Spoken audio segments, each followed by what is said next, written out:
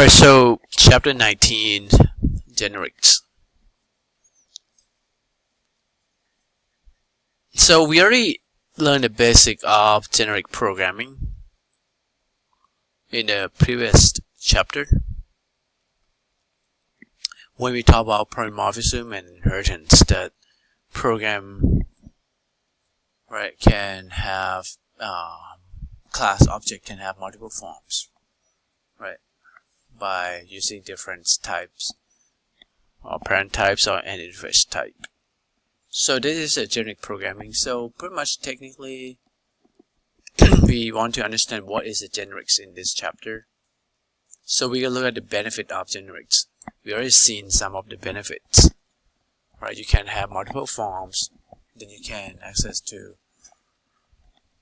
share the methods among different like superclass, different interfaces. Use generic classes and interfaces. Define generic classes and interfaces, how we're going to define and use them. And explain why generic types can improve reliability and readability.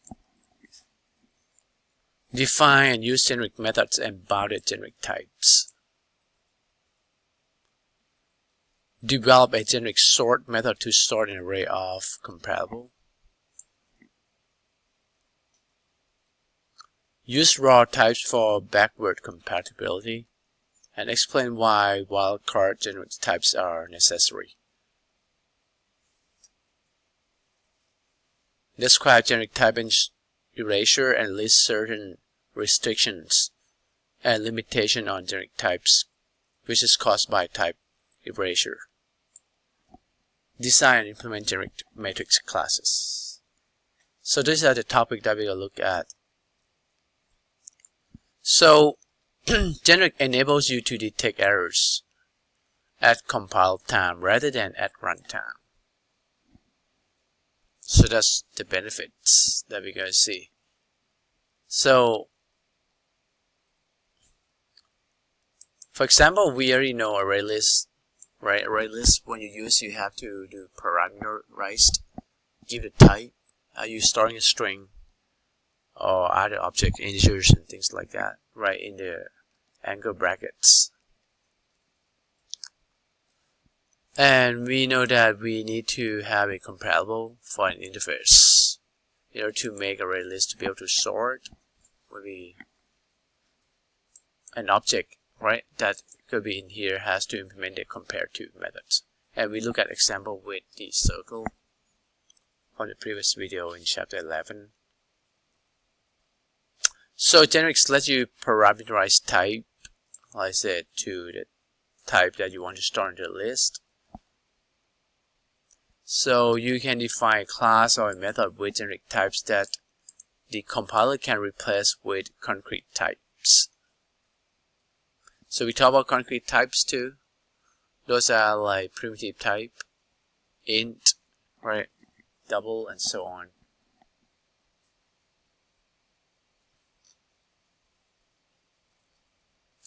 So for the array list object holding string and an array list object holding numbers,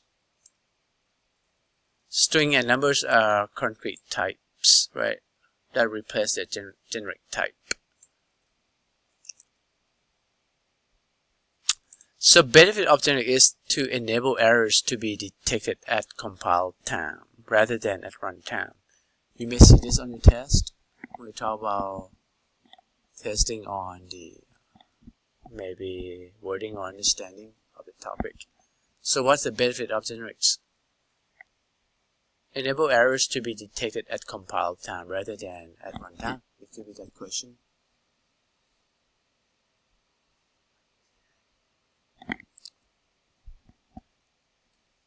Generic class or method permits you to specify allowable types of objects that the class or method can work with.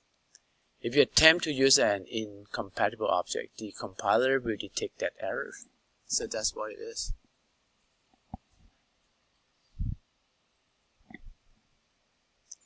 So the motivation for using Java generic is to detect errors at compile time, not runtime. So that's the benefit. So let's look at in JDK 1.5 there's no generics, right?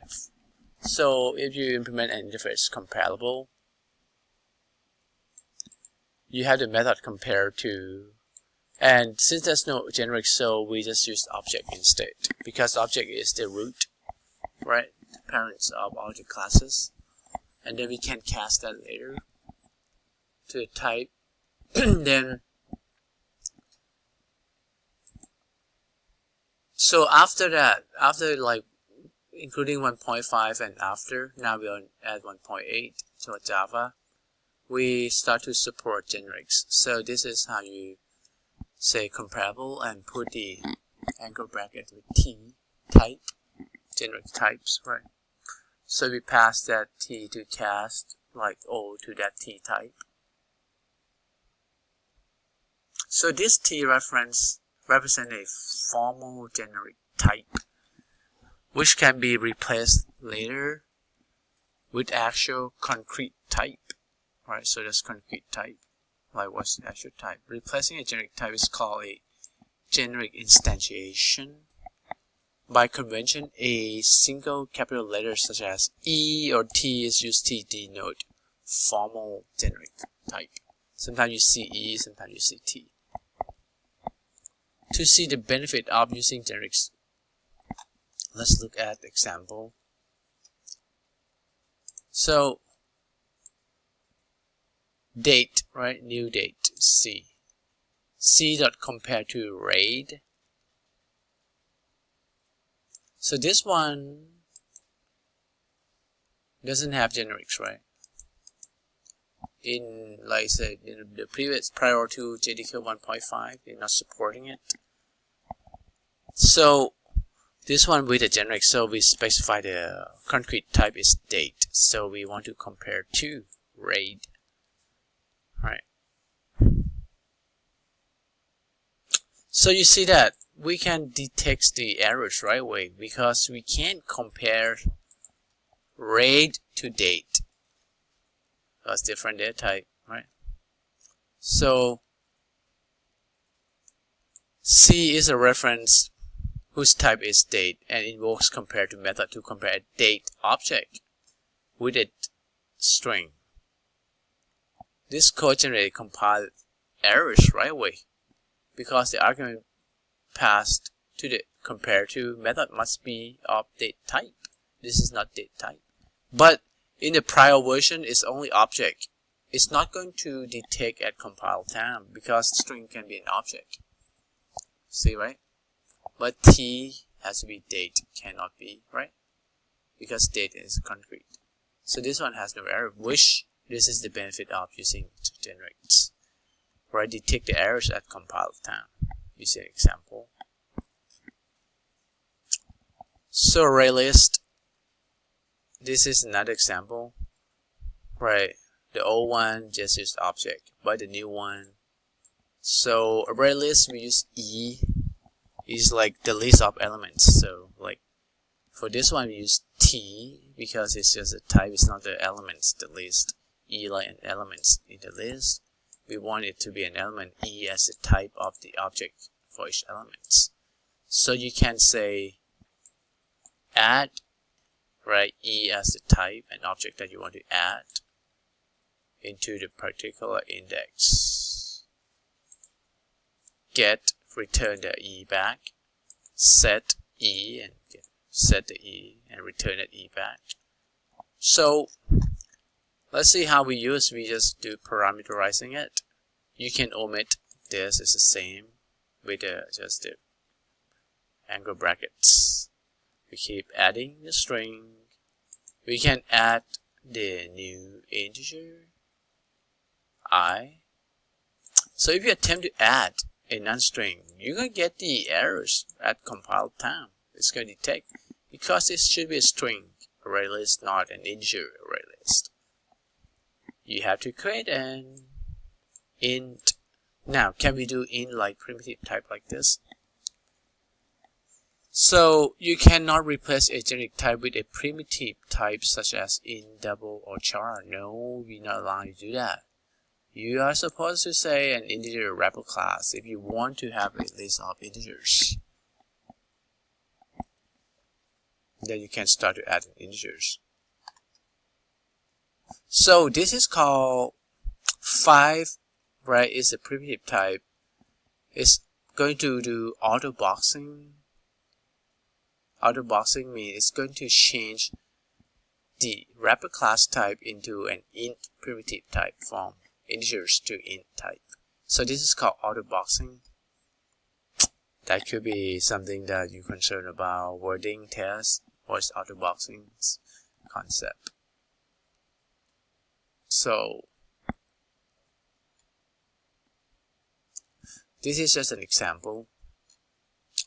You can say double, right? If you say string, you have to add all the string, and you can do get zeros, returns rate back. You can do auto boxing, which is double and add. So add a primitive type. It's just auto boxing means converting, right? That double primitive to wrapper class, boxing it, right? You can directly assign elements to a primitive type variables. This is called auto boxing, right? If the elements are of the wrapper type such as integer, double, and characters, you can directly assign elements to a primitive type variables. Alright, so look at the classes and interfaces.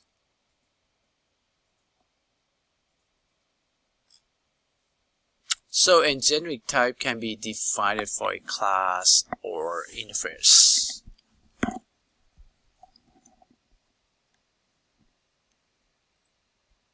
So this is for a class.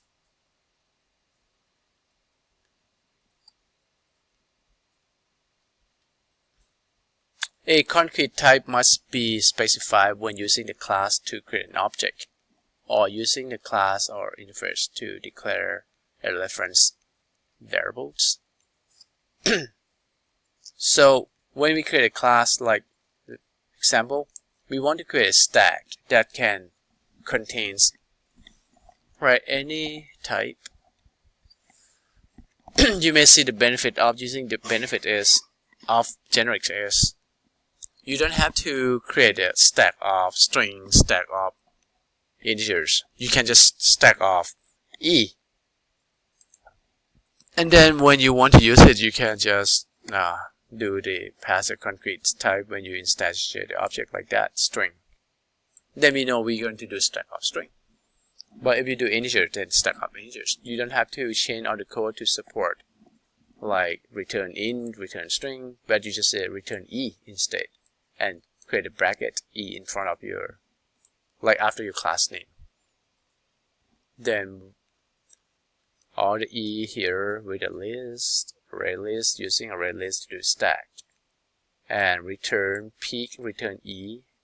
Push, just push E in, and pop E out. So that's how we use generics to help for stats. So generics methods. A generic type can be defined for a static method.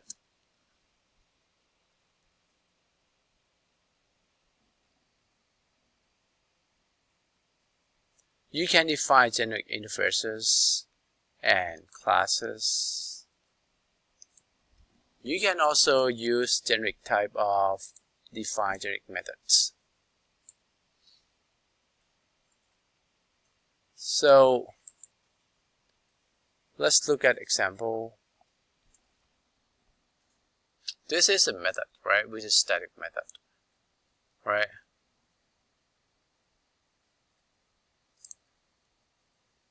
So you see we can define generic type that's returns, right? No, not return, but since void is not returning, but we said this method is a generic type E,